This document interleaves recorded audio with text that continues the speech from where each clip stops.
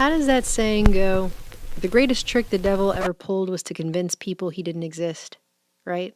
I think the same thing has been done with mind control as a concept. There's been an expansive campaign to try and make everyone think that all that stuff is impossible, it's not real, it's science fiction, it's fantasy, hypnosis doesn't really work, neurolinguistic programming has supposedly been scientifically debunked. Subliminals don't really work either, even though they've spent decades upon decades refining and using that technology. Ladies and gentlemen, this commercial is going to use subliminal advertising. Subliminal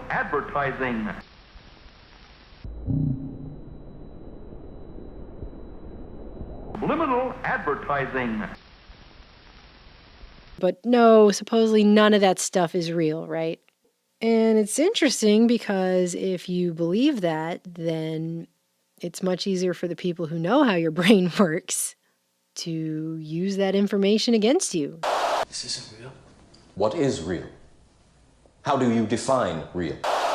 And as the Orwellian destruction of language unfolds all around us, we're seeing the very much intended consequences of the ever-increasing power of words. You know what, let's step back for a second. Have you ever seen this clip of Al Roker?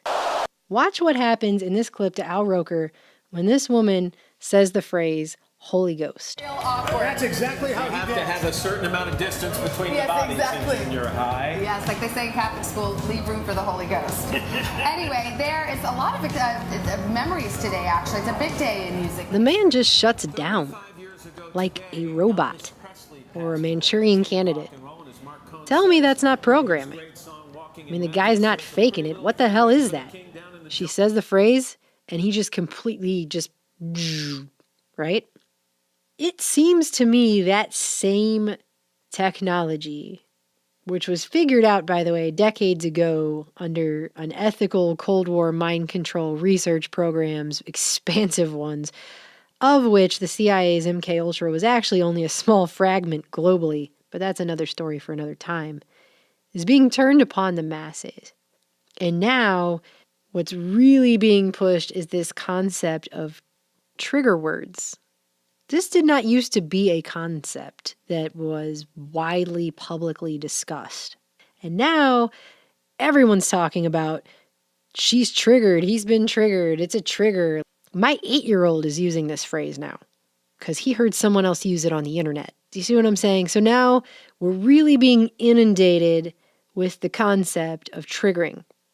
Let's see what Google says about the word trigger and what it means, since that's where millions upon millions of people get their information from. So let's see what Google says the word trigger means. And you can clearly see straight away that as a noun, trigger has one definition. It's a device that releases a spring or catch that sets off a mechanism, especially in order to fire a gun. Trigger, a noun. But then you have trigger as a verb, which is to cause an event or situation to happen, to cause a device to function, to precipitate, to provoke, to activate. They're activating something. And then look at this last definition, which is the longest one on here. Especially if something read, seen, or heard distress someone, typically as a result of arousing feelings or memories associated with a particular traumatic experience. Quote, she started crying and told me that my news had really triggered her. Don't you think that's interesting, though, that it's not only that trigger is a verb, but they specifically, the longest explanation, the longest definition has to do with how news is an example of how to trigger someone. Do you see that? Now let's take a look at my dictionary from 1941 and look up the word trigger. Oh, look, it's a noun. It was not a verb at that time. There's no verb form of the word trigger in this book. Meanwhile, can it really be a coincidence that the same year you had stuff like this coming out is the same year you have it listed that the word trigger started being used in this specific way as a verb to denote the initiation of something or having something be provoked. I'm sure many of you guys noticed that after the switch to digital, specifically after the switch to digital, meaning it's no longer analog television, they can now layer as many signals into the digital signal as they want to, and there's no interference on your screen to let you know what all is being transmitted when they do that. Just moments away from changing our whole world from analog to digital here, and it's so exciting. Suddenly you had every major news outlet using these fast spinning globes and circular graphics that are moving very fast, spinning, and a lot of times they count down the viewing audience into the broadcast. It's almost as if they're counting people down into a hypnotic trance with the combination of the flicker rate and these very intricate spinning circular and spherical graphics.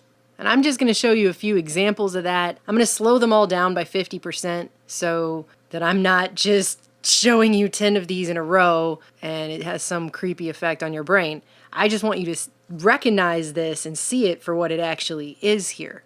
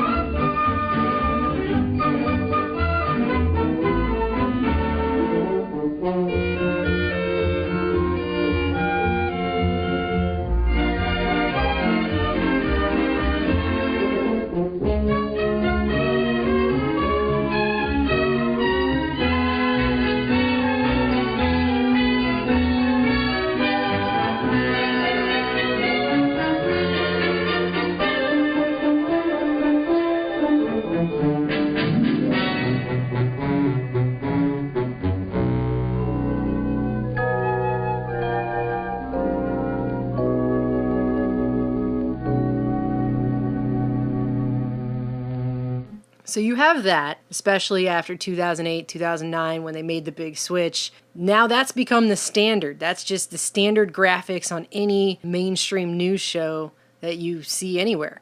It's not a coincidence. And then now that that has been perfected and they've been using that for a while, now all of a sudden, oddly enough, they're finally starting to admit in the mainstream that hypnosis isn't just some wacky, debunked pseudoscience, but that it actually does work and affect your brain.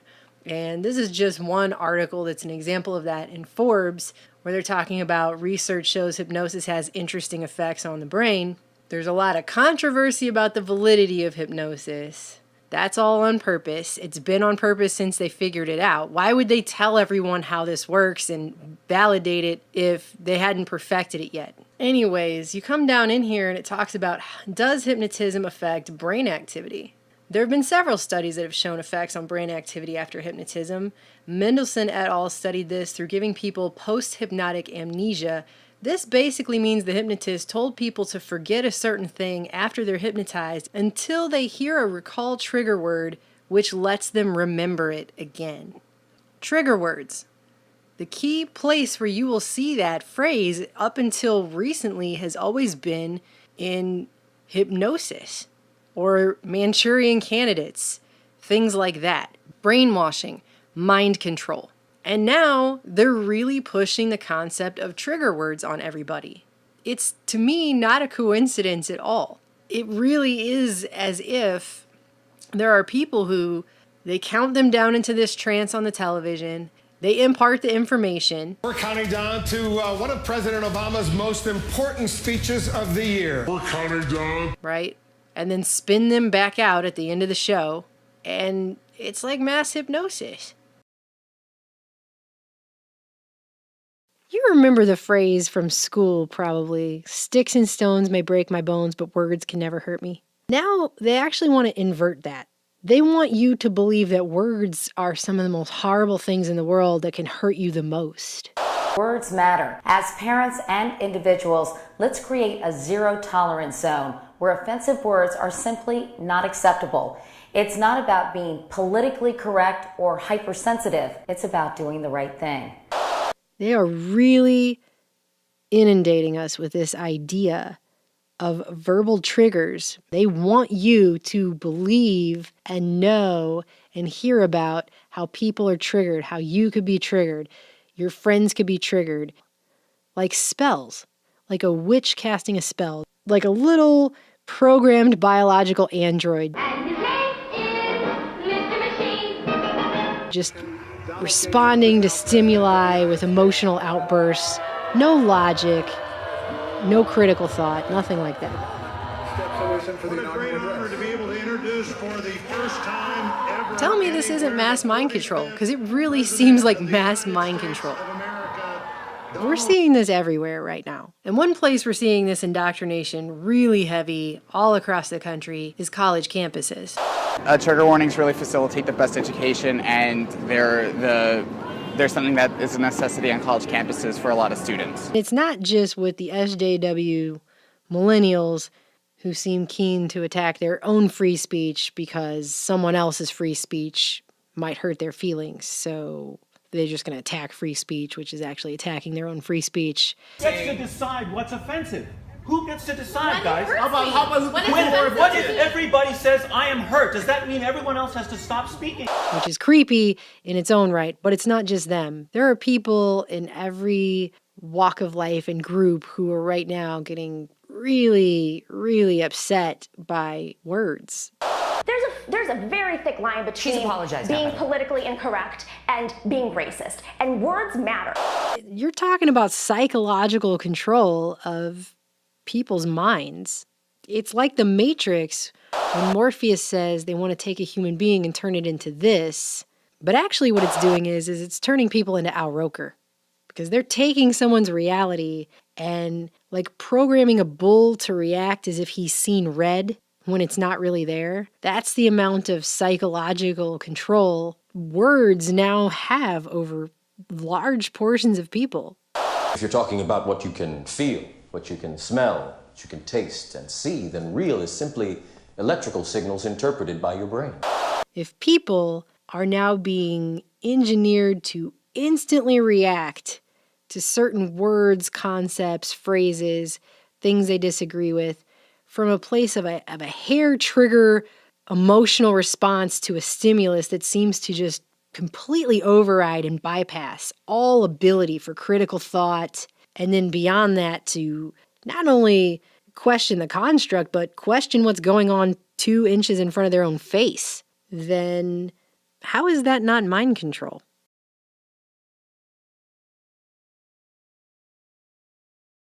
And it's much easier for the people who know how your brain works to use that information against you.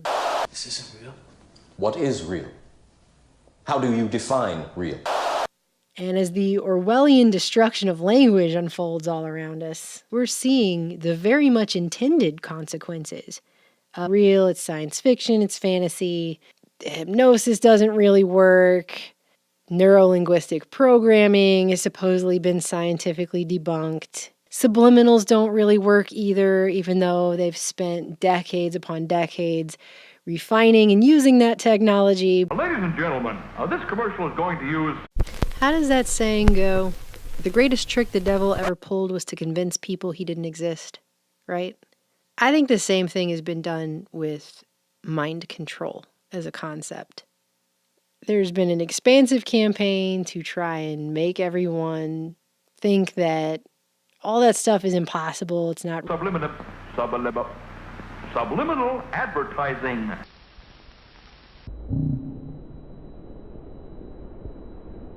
Subliminal advertising. But no, supposedly none of that stuff is real, right? And it's interesting because if you believe that, then of the ever-increasing power of words. You know what, let's step back for a second. Have you ever seen this clip of Al Roker? Watch what happens in this clip to Al Roker when this woman says the phrase Holy Ghost. That's exactly how You have to have a certain amount of distance.